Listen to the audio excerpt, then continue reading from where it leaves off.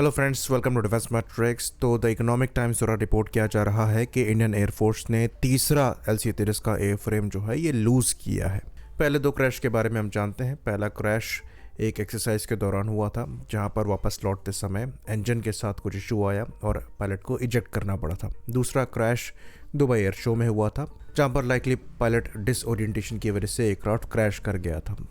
तीसरा यहाँ पर जो बात चल रही है ये भी ट्रेनिंग सॉर्टी की चल रही है, जहाँ पर बताया जा रहा है कि एयरक्राफ्ट लैंड कर रहा था, उसके बाद एयरक्राफ्ट डैमेज हो गया, पायलट सेफ है लेकिन एयर फ्रेम को राइट ऑफ करना पड़ा। तो ये तीनों इंसिडेंट में पहला जो है ये इंजन की वजह से हुआ था, दूसरा एयरक्राफ्ट की गलती नहीं थी, तीसरे में क्लियर नहीं है पिक्चर कि क्या इशू है। ऑल्दो जितने भी एक्टिव एयर फ्रेम्स हैं उनको चेक ज़रूर किया जा रहा है, पर एक्चुअल में किस तरीके से ये इंसिडेंट हुआ है इसके बारे में जानकारी नहीं दी गई है। ऑल्दो यहाँ पर क्रैश टर्म यूज़ नहीं किया गया है, एक्सीडेंट कहा जा रहा है, तो ये डिस्टिंक्शन इंपॉर्टेंट है। तो अब यहाँ पर सवाल उठ रहे हैं कि ये चीज़ एयरफोर्स की साइड से क्यों नहीं बताई गई। हमें इसके पीछे रीज़न ये लग रहा है कि यहाँ पर ये एक्सीडेंट हुआ होगा, जिसके अंतर्गत ये मानकर चला जा रहा होगा कि एयर फ्रेम रिपेयर होकर सर्विस में आ जाएगा, इसलिए उसको लेकर कोई एक्सप्लेनेशन नहीं दिया गया।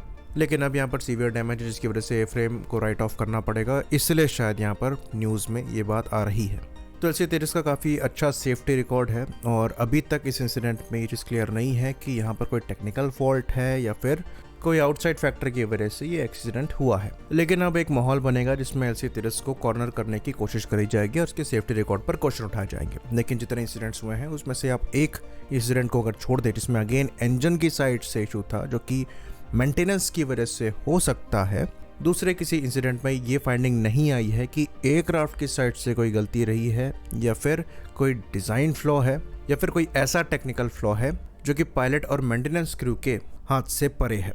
पर ऐसे इंसिडेंट नहीं होने चाहिए, एयर फ्रेम लॉस तो बिल्कुल ही नहीं होना चाहिए और इसलिए ज़रूरी है कि चाहे जो भी इशू हो, टेक्निकल हो, ह्यूमन फैक्टर का हो या फिर आउटसाइड इशू हो, इसको इन्वेस्टिगेट करके प्रॉब्लम की सतह तक जाकर उसे सॉर्ट किया जाए। लेकिन अच्छी चीज़ यहाँ पर यह है कि ये जो इंसिडेंट हुआ है इसमें किसी की जान नहीं गई है।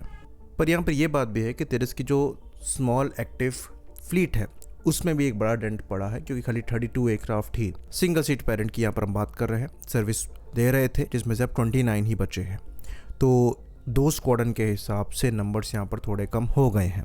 ऑल्दो मोस्टली इन प्लेटफॉर्म्स को एयरक्राफ्ट को लेकर ऑपरेशनल मैच्योरिटी रीच कराने के लिए इस्तेमाल किया जा रहा था, इसलिए ये दोनों स्क्वाड्रन्स जो हैं फॉरवर्ड बेसिस पर डिप्लॉय भी नहीं थे। हाँ, ऑपरेशन के टाइम इनको आगे ज़रूर रखा गया था, पर तेजस मार्क 1 के साथ आप फॉरवर्ड बेसिस में डिप्लॉयमेंट देखेंगे, क्योंकि मार्क 1 को लेकर जो ऑपरेशनल मैच्योरिटी है ये रीच कराई जा चुकी है।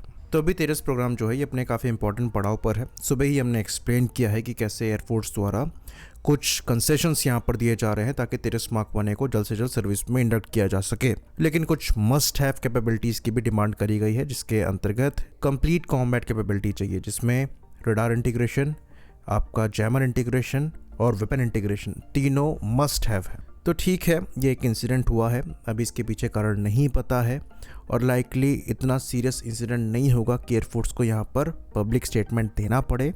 लेकिन अब एयर फ्रेम अगर लूज़ किया है तो ये भी एक बड़ी बात है, क्योंकि ये कॉस्टली एयर फ्रेम होते हैं। बाकी फाइटर फ्लाइंग बहुत डेंजरस होती है और छोटे मोटे इंसिडेंट्स होते रहते हैं, कभी कभी सीवियर भी हो जाते हैं, लेकिन लकीली बहुत बड़ा नुकसान नहीं होता है और ज़्यादातर ऐसे इंसिडेंट्स होकर ख़त्म भी हो जाते हैं और पब्लिक में पता भी नहीं लगता है।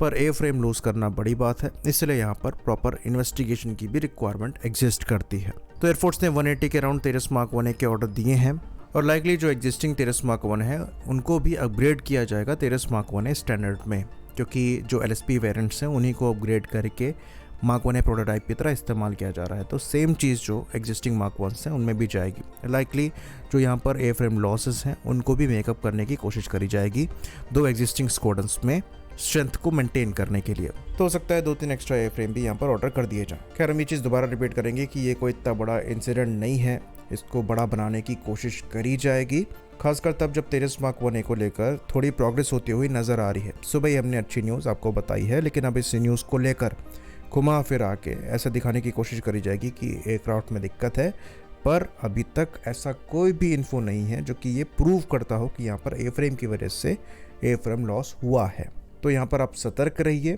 और इस न्यूज़ को आप उसी तरीके से एक्सेप्ट करिए जिस तरीके से एक्सेप्ट करना चाहिए। इसी बात पर इस वीडियो को हम खत्म करेंगे। लाइक करिए, सब्सक्राइब करिए। जय हिंद।